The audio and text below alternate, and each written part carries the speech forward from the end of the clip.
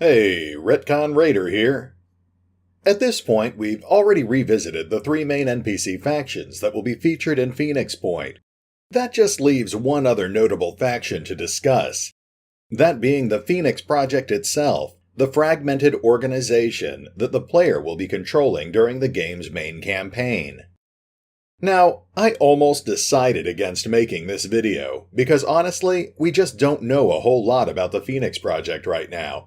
And really, that makes sense given that the main plot of the single-player campaign revolves largely around the player having to discover what the Phoenix Project is and what it's supposed to do. So, obviously, it's in the writer's best interests to keep the details vague for now. The last thing they want to do is spoil the game's main story over a year before the game actually comes out. But they've definitely given us at least some information, mostly through the various short stories released on the official Phoenix Point website. Stories like The Hatch, Semper Fidelis, and Launch Codes all give us a peek at this shadowy organization. This primarily focuses on the organization's background in the 20th and early 21st century, ranging from the point that the Phoenix Project was first founded in 1945 to the point where the game will actually begin in 2057.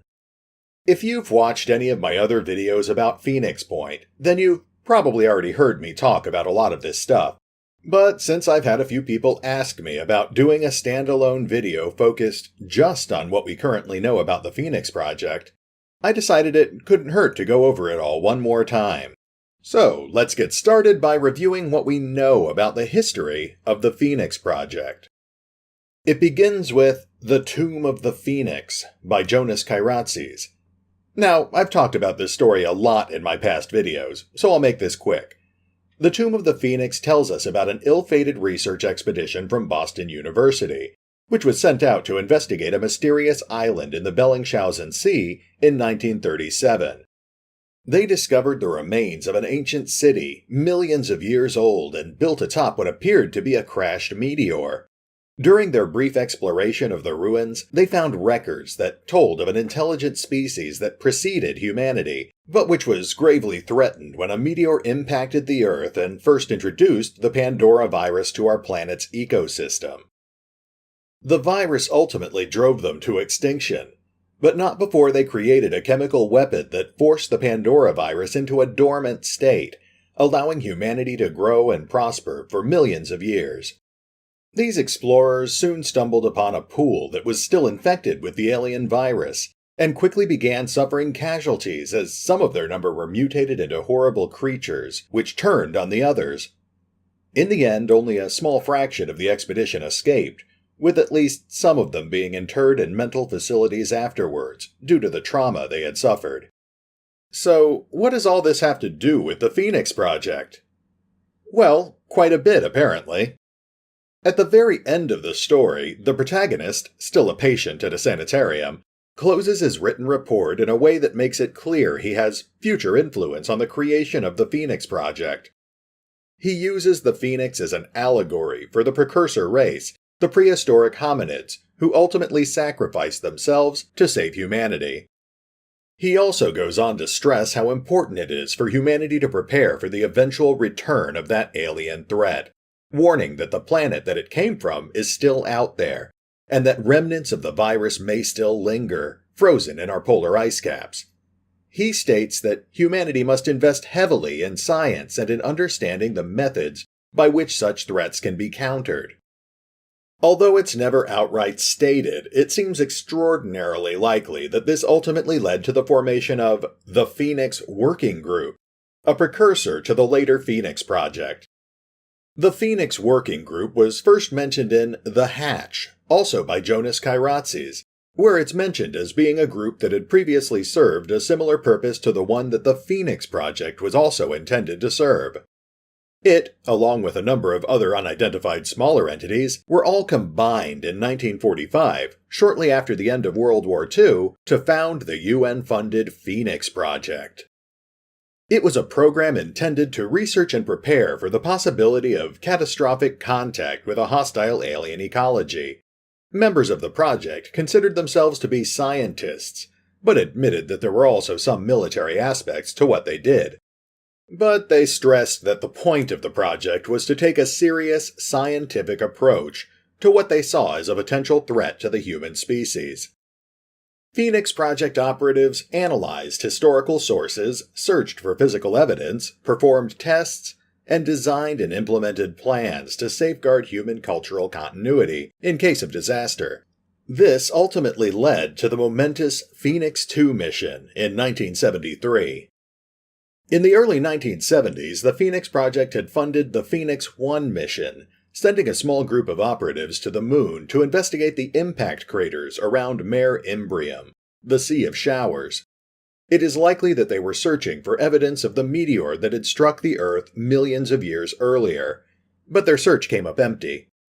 However, when comparing the data they collected to the data collected by the Soviet Luna program, they noticed enough anomalies to fund a second mission, this time to the Tsiolkovsky crater on the far side of the moon. The team consisted of 3 operatives who quickly discovered an overwhelming amount of physical evidence, including both a fragment of the original meteor as well as the fungal infestation that it had been carrying. While investigating, 2 of the 3 operatives were exposed directly to the virus, and despite decontamination efforts, they quickly began mutating. Realizing the incredible danger that the infection could pose to the planet, the 2 operatives decided to kill themselves, with only the sole surviving operative returning to Earth.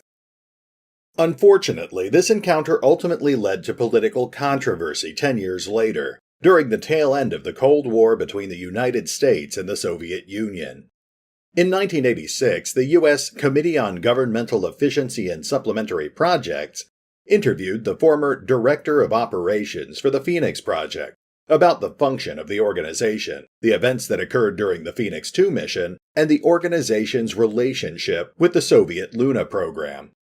They ultimately ruled that the Phoenix Project was the result of decades of careless spending based on either delusion or outright fraud, and that it posed a potential threat to national security.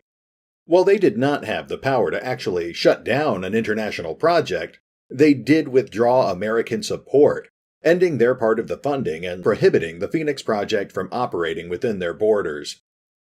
It's later revealed in Semper Fidelis that the United Nations did decide to continue funding the project, but at a much diminished capacity. They continued to investigate signs of alien activity where they could, but their effectiveness was drastically reduced as they were forced to cut back on all manner of equipment and recruiting expenses. In many ways, this marks the point where the organization entered a slow death spiral, which eventually came to its inevitable conclusion sometime around the year 2030, when the covert organization's existence was suddenly revealed to the public. Despite their noble intentions, they were quickly made into a public spectacle, the subject of jokes and ridicule, and political pressure soon forced the UN to officially shut down the Phoenix Project. Operatives were seemingly cut off from the rest of the organization during their hectic final days, with Semper Fidelis telling us the story of one such operative who decided to continue pursuing a lead even without the organization's support, ultimately culminating in his death. But that wasn't really the end of the Phoenix Project. Although the organization was publicly shut down, the story, The Second Step, implied that the group was still operating in secrecy, and then launch codes outright confirmed it, telling us the tale of 2 covert Phoenix Point operatives who narrowly prevented a nuclear war between India and Pakistan in 2032. These 2 stories both seem to imply that the organization, or perhaps some unofficial remnants of it, were continuing to strive towards fulfilling the Phoenix Project's original intent to prepare humanity for the inevitable danger posed by the steadily spreading Pandora virus. Only now they appeared to be taking a much more active role than before. Where their earlier missions had largely seemed focused on investigating and information gathering, they now instead seemed intent on infiltrating world governments and preventing them from making an already bad situation even worse. They were also using these missions as an opportunity to continue bolstering their own resources as well, providing anonymous funding to scientific research collectives such as the Firebird Initiative, and recruiting personnel and tactical resources as displayed in launch codes. The final time the Phoenix Project is mentioned in the current official fiction is in Towards Freedom, which appears to be set sometime in the 2050s, shortly before the game begins.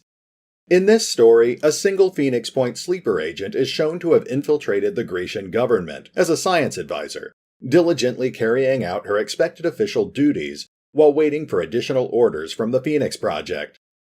Unfortunately, those orders never end up coming, and in the end she opts to stay behind in Athens, as the city is overwhelmed by the Pandora virus.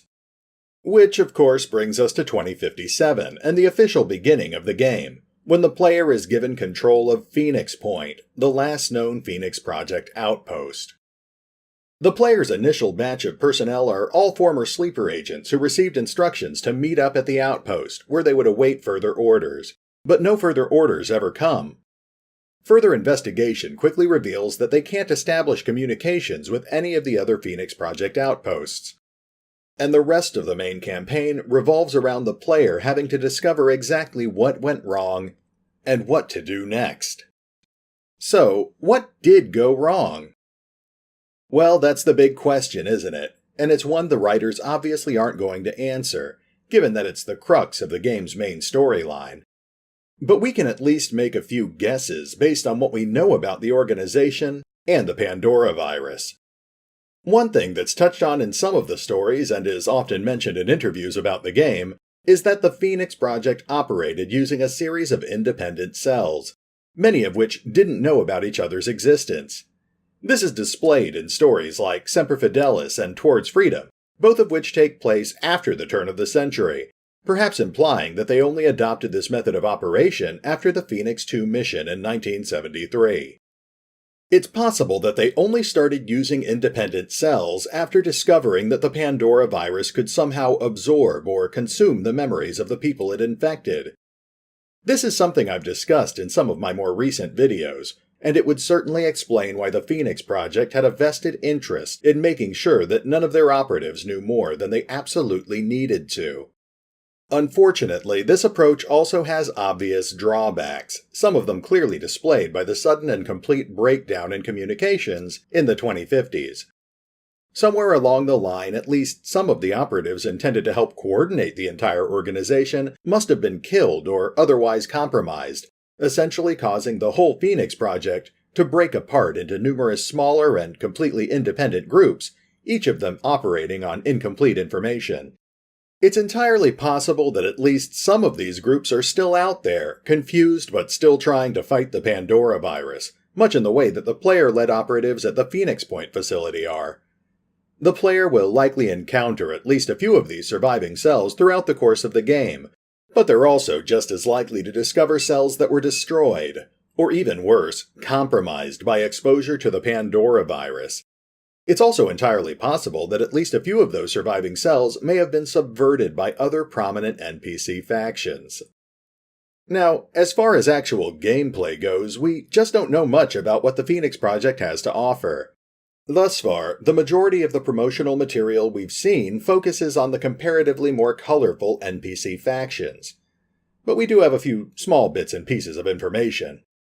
While each of the three main NPC factions have their own areas of expertise, the Phoenix Project is presented as more of a jack-of-all-trades organization. They can dabble in pretty much every type of research, such as conventional weaponry or gene modding, but they'll have to interact with the NPC factions if they want more specialized or advanced research projects, such as New Jericho's more aggressive weapon designs, or the Disciples' mutation research. The Phoenix Project will have their own versions of several pieces of basic equipment, much of which is utilitarian in design.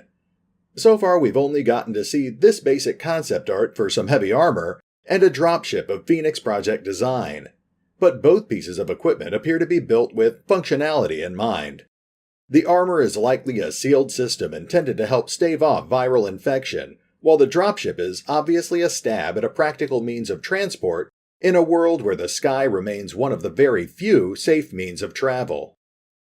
But beyond that, we just don't really know much. Like I said, the writers have a vested interest in keeping us in the dark, though I'm sure we'll get at least a few more details about this mysterious organization over the next few months. Sadly, I've also just about exhausted my available pool of information about Phoenix Point. so this will probably be my last video about the game for the immediate future. Fortunately, Snapshot Games does appear to have a lot of new material that they plan on releasing over the next couple of months. So, once that starts coming out, I'll be more than happy to start making videos discussing it. But until then, this is RetconRaider, signing off. Thanks for listening.